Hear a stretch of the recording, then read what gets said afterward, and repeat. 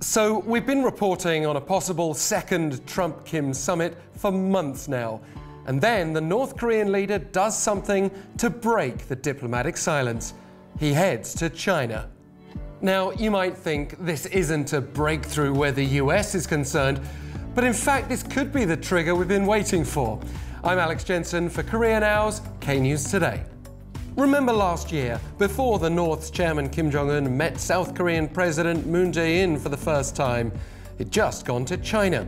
And then, shortly before he held that unprecedented summit with US President Donald Trump in Singapore last June, he also paid a visit to China.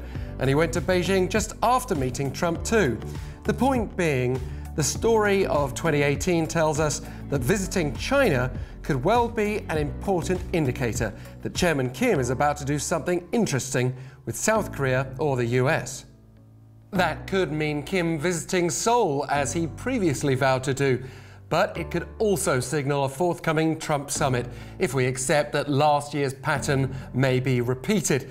And recall that a few weeks back, Trump said 3 locations were being considered for a second meeting with Kim, likely by February.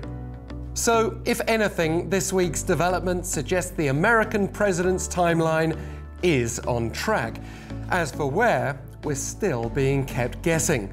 Trump recently added that they are negotiating a location, also telling reporters that it will be announced, probably in the not-too-distant future. The question remains, admittedly, what can we expect from such a summit?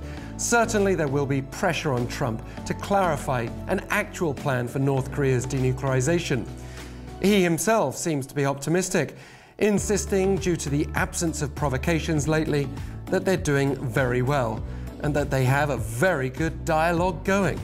But this China factor is also interesting against the backdrop of ongoing trade tensions between Washington and Beijing. They appear to be extending their rivalry into various other spheres.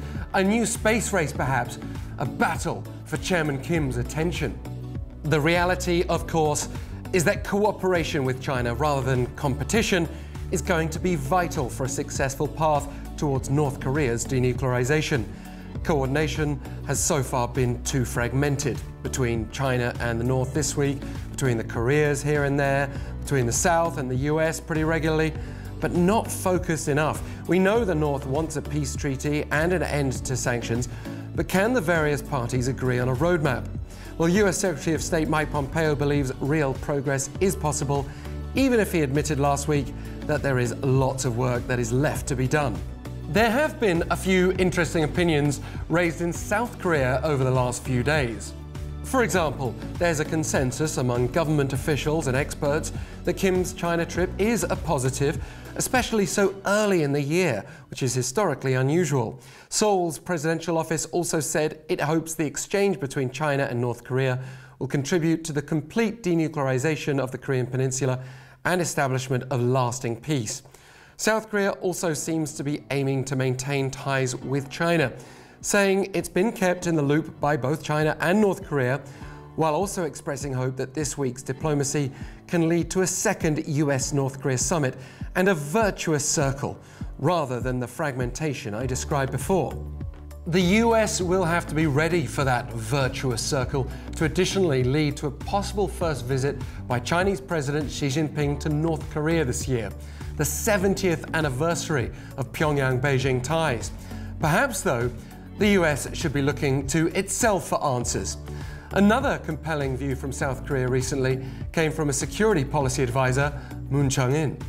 He said during the popular Galileo podcast talk show that the US believes things should be done on its own terms. But from South Korea's perspective, however, the US is not always right. Now that kind of puts mildly what we might expect to be the case, but he added that there are issues that can be settled smoothly when South Korea takes the initiative, blaming the lack of trust between Washington and Pyongyang. That's the way things are for now, and Moon Jong-in put forward his solution. The Yonsei University professor said a breakthrough may emerge should the North take bold action and the US partially lift sanctions at the same time. in what might be seen as a clear message ahead of a possible second Trump-Kim summit, Moon said they need to take action rather than just exchanging verbal pledges. And there we have it. From an advisor to the South Korean president, the challenge that will hopefully be met in the next month or so.